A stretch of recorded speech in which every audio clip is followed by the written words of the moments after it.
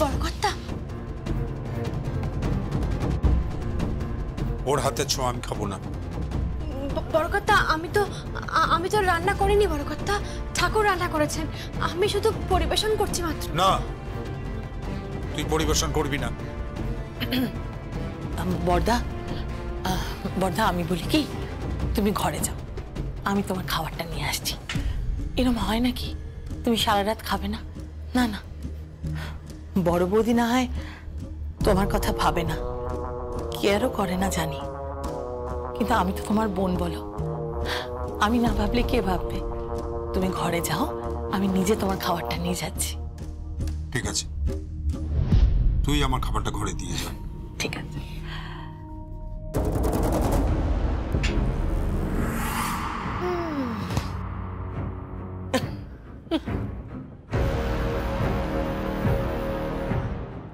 আমাদের গ্রামে না আমি গিরগিটি দেখেছি, এই গাছে ও গাছে ঘুরে বেড়ায়, কেমন রং পাল্টায়। আপনি তো বড়কর্তার নামে একটু আগে কি সব বলছিলেন না, মজা করছিলেন, এখন আবার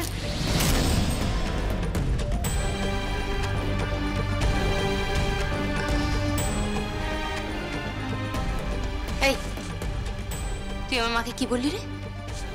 গিরগিটি? ও আপনি বুঝবেন না দিদিমণি, আপনার তো অনেক আছে, না থাকার জ্বালা আপনি বুঝবেন না।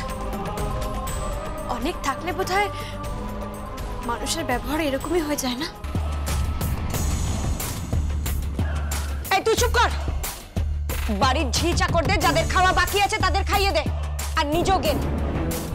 বেশি মাতব্বর, যা এখান থেকে।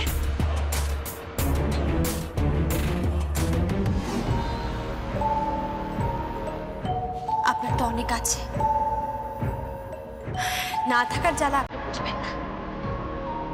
অনেক থাকলে বোধহয় মানুষের ব্যবহার এরকমই হয়ে যায় না?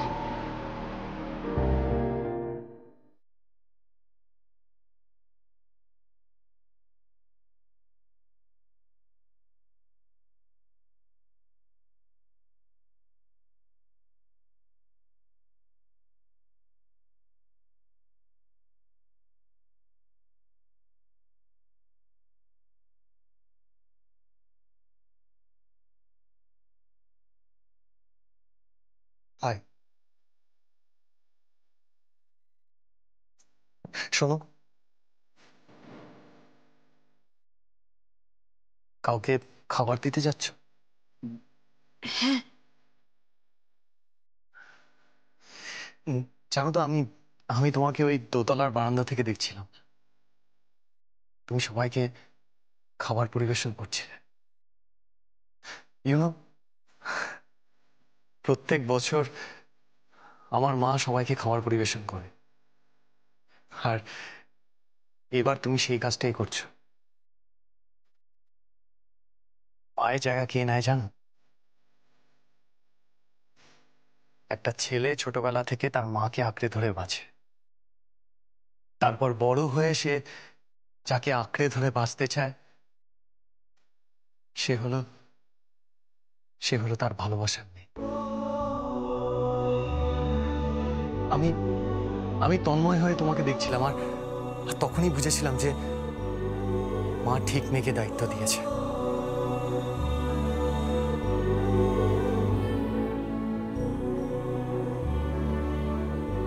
এভাবে সারা জীবন প্রত্যেকটা পুজোতে, সন্ধি পুজোর রাতে তুমি সবাইকে পরিবেশন করবে তো? কথা দাও, কথা দাও। কি হলো, তুমি তুমি কথা বলছো না কেন? কথা দাও। আমাকে যেতে হবে, অনেক কাজ আছে, আমি চাই। শোনো, সবাইকে খাওয়ালে, তুমি তো কিছু খেলে না।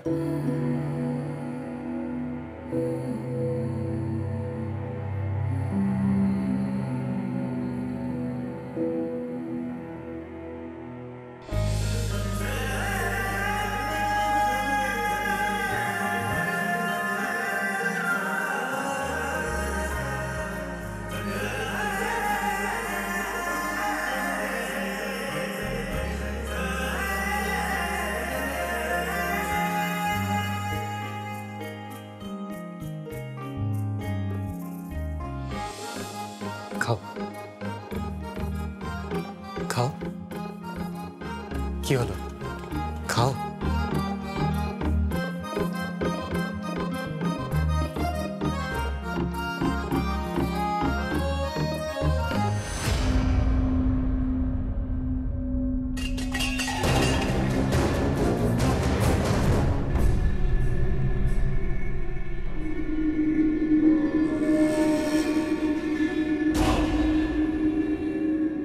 রকি,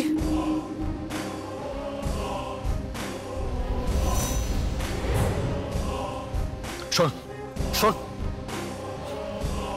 তোর কি মাথা খারাপ হয়ে গেছে? তুই এইভাবে মেয়েটাকে খাওয়াচ্ছিস? আজ বাদে কাল তোর বিয়ে আর্যার সাথে। তুই কি পাগল হয়ে গেলি নাকি? পাগল? Rocky, that's none of your business. It is my business. বাড়ির সম্মান নিয়ে তুই ছিনিবিনি খেলছিস। আমি যদি এখন এই কথাগুলো জেঠুকে গিয়ে বলি, কি হবে একবার ভাবতে পারছিস? ভাবতে পারছিস? তাই বলছি করিস না, এগুলো করিস না। দেখ সঙ্গীত, এই পরিবারে কোনো অশান্তি হোক আমি চাই না। এই পরিবারের কাছে আমি ঋণী। আর তোকে আমি একটা কথা বলে দিচ্ছি, কথাটা মাথায় রাখিস। জেঠু আমায় ছোটবেলা থেকে মানুষ করেছে। জেঠুর অসম্মান আমি হতে দেবো না, কোনোদিনও দেবো না। তুই সব কিছু জেনে তুই মেয়েটাই খাওয়াতে গেলি? তোর রুচি এত নিচে নেমে গেছে কেন? এতে রুচির কি প্রবলেম? একটা মেয়ে যে সবাইকে পরিবেশন করে খাওয়াচ্ছে, তুই তো তারপরে তুই মেয়েটা খাইয়ে দিবি? তুই খাইয়ে দিবি? তুই জানিস ওকে? ওই তুমি নিজে বলো তো, তুমি কে? কোথায় গেল?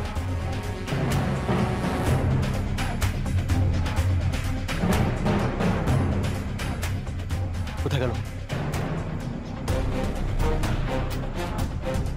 রকি, একবার উপরে আয়। হ্যাঁ জেঠু, আসছি। দেখ সঙ্গীত, তোকে আমি শেষ সুযোগ দিলাম, করিস না, এগুলো করিস না। এগুলো শুনলে জেঠু প্রচন্ড শক্ত হবে, প্রচন্ড। তাই আমি জেঠুকে কথাগুলো বললাম না। শুধরে যা, শুধরে যা, করিস না এসব। তোকে এসব মানায় না।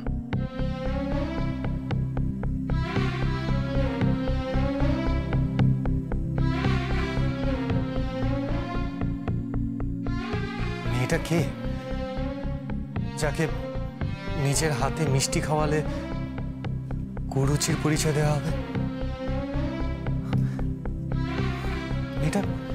এটার সম্পর্কে এত হেলার কথা কেন বলছে? কারণটা কি? অদ্ভুত তো, একটা মেয়ে যে বাড়ির সবাইকে পরিবেশন করলো, একজন গিন্নির মতো পরিবেশন করে খাওয়ালো সবাইকে, তাকে রকি এত অবহেলা করছে। স্ট্রেঞ্জ।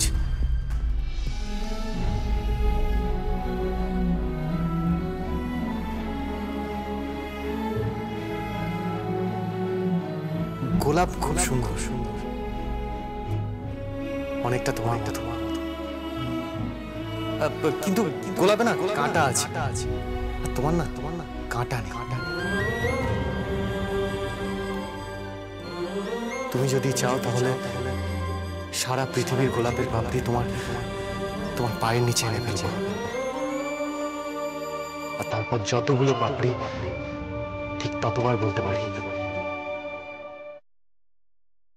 I love you.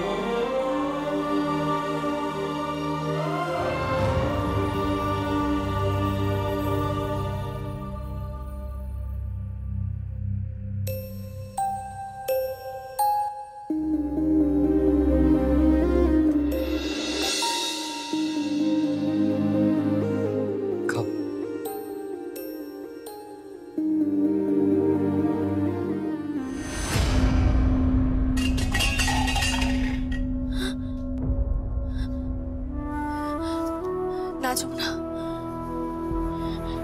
না, এসব ভাবিস না, একদম ভাবিস না। তোর মাথার উপর অনেক দায়িত্ব যমুনা, অনেক কর্তব্য। ওই মহাজনের টাকা ফেরত দিতে হবে, শোধ করতে হবে ওর টাকা। বোনের বিয়ে, ভাইয়ের পড়াশোনা, না না না, এসব এসব কানে নিস না যমুনা, একদম কানে নিস না। আর যদিও বা কানে নিস, মনে নিস না, মনে নিস না যমুনা। মনে আছে সেদিন যাত্রাপালা থেকে ফেরার পথে গ্রামের বাঁশ বাগানের চাঁদের আলোয়, সেদিন কানাইদাকে দেখেছিলাম ফুলিদিকে ভালোবাসছিল। সেদিন মাথার মধ্যে কেমন শিরশির করে উঠেছিল, আবার ভয়ও লাগছিল। সেদিন পুরো আকাশ জুড়ে শুধু চাঁদ আর চাঁদ, আলোর বাল লেগেছিল। সেদিন ওদের ভালোবাসার সাক্ষী ছিলাম।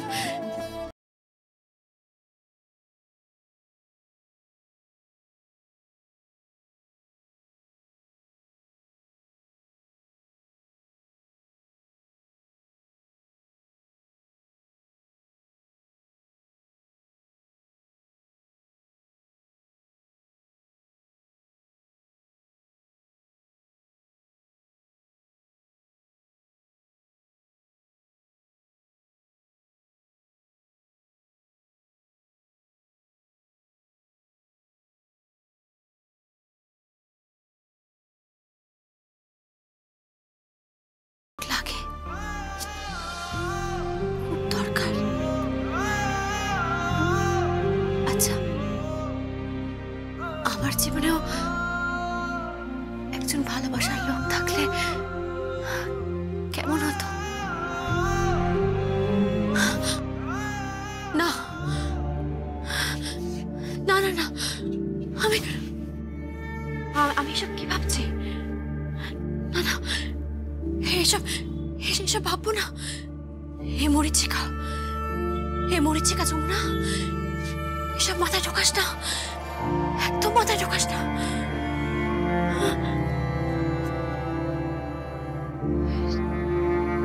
ঠাকির মেয়ের যে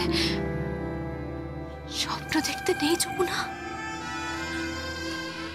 স্বপ্ন দেখতে নেই।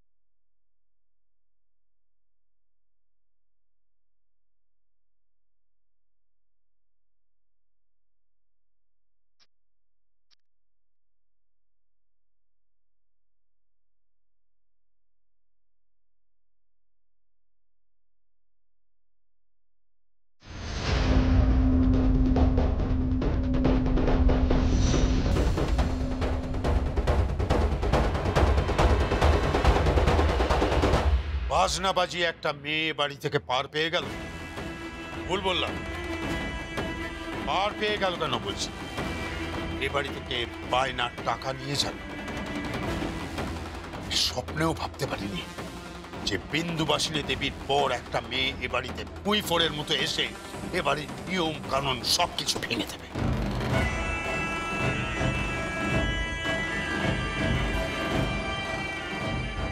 এনে বিন্দুবাসিনী দেবীর শাড়ি আর গয়না আজ আমি নিজে হাতে তোকে দিতে এলাম।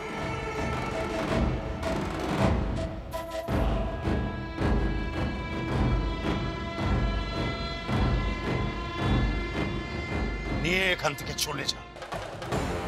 গীত চায় না যে তুই এ বাড়িতে থাকিস। গীত যা চায় না তাই এ বাড়িতে কিছুতেই আমি হতে দেব।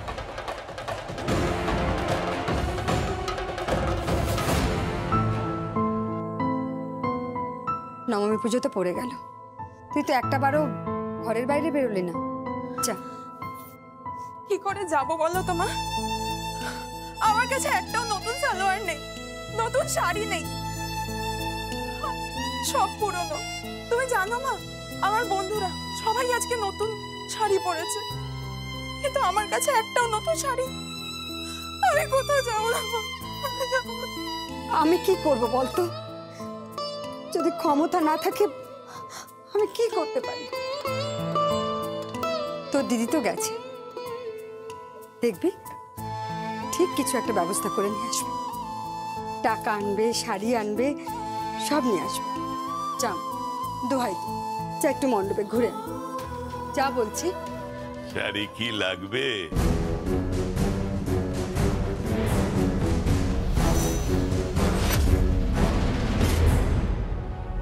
কিরে, কথা কানা গেল না? যা এখান থেকে, যা।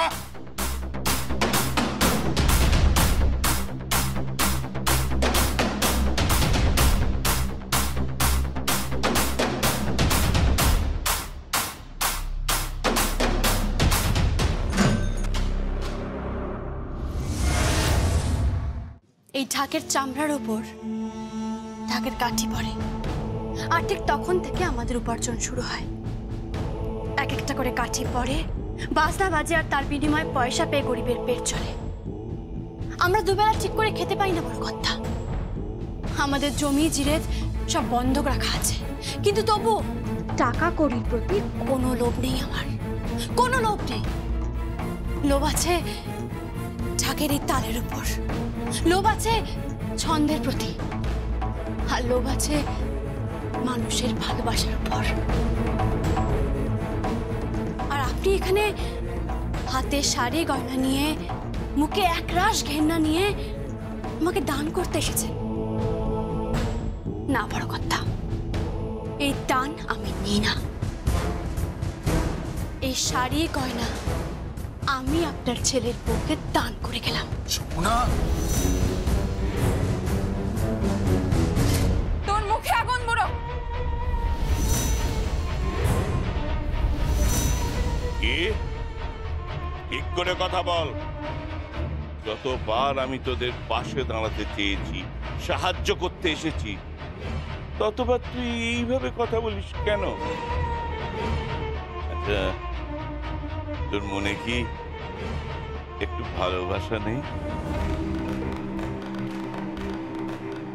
ভালোবাসা? শকুন মরা দেখলে না নিচে নেমে আসে, সেটাকে তার ভালোবাসা বলে না। চলে যান, চলে যান এখান থেকে বলছি, নাহলে কিন্তু আমি গ্রামের লোক জড়ো করবো। এত বড় কথা? তুই আমাকে ভয় দেখাচ্ছিস? দেখ আমি তোর কি হাল করি। আর মাত্র কথা দে, পুজো কেটে গেছে কি তোদের মাথার উপর থেকে ছাদ গেছে, এই ভিটে আমি নেব। তোকে আমি বলে রাখলাম, এই ভিটে আমি নেবই। আমি শকুন। দেখ, শকুনের কার দিকে চোখ পড়ে জানিস? ভাগাড়ের দিকে। তোরা সব ভাগাড়ের লোকজন। চল কৃষ্ণা, চল, আমরা একটু চল। এক কোপান করে দিলাম।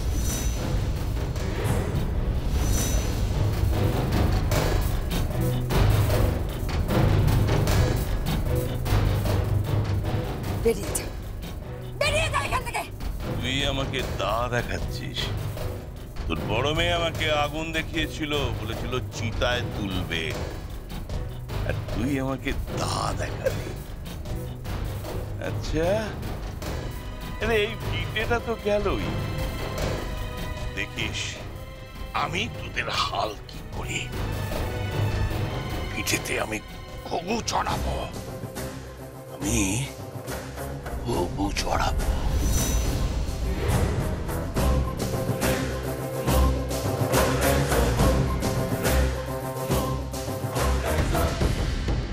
এই বাড়ি, এই অঞ্চল, এই শহর ছেড়ে তুই এখনই চলে যা যমুনা। আর তো মাত্র 2 রাত্রি বড় কথা, তারপর এখান থেকে চলে যাব আমি। আমি যে এখানে থাকতে আসিনি বড় কথা। পিপিলিকার পাখা ওড়ে মরিবার তরে তোর মরণ বার বেড়েছে যমুনা, মরণ বার।